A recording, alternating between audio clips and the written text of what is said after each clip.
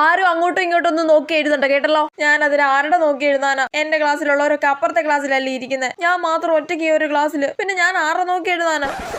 അവരെല്ലാരും ഇപ്പൊ അങ്ങോട്ടും ഇങ്ങോട്ടും നോക്കിയും ചോദിച്ചും ഒക്കെ എഴുതുന്നുണ്ടാവും. അമൃതയും കണ്ണാപ്പിയും ഒക്കെ ഇപ്പൊ പിങ്കീട് നോക്കി എഴുതി പാസ്സാവും. ഞാൻ മാത്രം ഒന്നും എഴുതാതെ ഇങ്ങനെ വായി നോക്കിയിരിക്കും. ആ കണ്ണാപ്പി എങ്ങനെ ഈ ക്ലാസ്സിലാക്കിയിട്ട് എന്നെ പിടിച്ച് അപ്പുറത്തെ ക്ലാസ്സിൽ ഇരുത്തി കൂടായിരുന്നോ?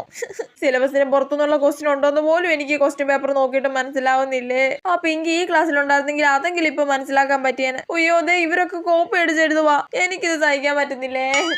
ആരും തിരികെ മറിയുകയോ ഒന്നും വേണ്ട കേട്ടല്ലോ. ആ അതെ മിസ് പറയുന്നത് കേട്ടില്ലേ, ആരും തിരികെ മറിയോ ഒന്നും വേണ്ട. എനിക്കോ കോപ്പി അടിക്കാൻ പറ്റുന്നില്ല, അതുകൊണ്ട് നിങ്ങൾ അങ്ങനെ കോപ്പി അടിച്ച് എഴുതണ്ടോ. അല്ല പിന്നെ ഇനി എക്സാം കഴിഞ്ഞ് പുറത്തിറങ്ങുമ്പോൾ അമൃതയുടെ കണ്ണാപ്പിയുടെ ലൂസിയുടെ ഒക്കെ മോത് സന്തോഷമായിരിക്കും. അയ്യോ അതെനിക്ക് സഹിക്കാൻ പറ്റുന്നില്ലേ. അവർക്ക് എക്സാമിന് ഒന്നും എഴുതാൻ പറ്റല്ലേ. അവരുടെ ക്ലാസ്സിലുള്ള സ്ട്രിക്റ്റ് ആയിട്ടുള്ള ഏതെങ്കിലും ടീച്ചർ ആയിരിക്കണേ. അവരെ അങ്ങോട്ടും ഇങ്ങോട്ടും അനങ്ങാൻ പോലും മിസ് വിടല്ലേ. സൈലൻസ്. ഈ ക്ലാസ്സിലെ ആൾക്കാരെയും കോപ്പി അടിക്കാൻ വിടല്ലേ ദേമേ.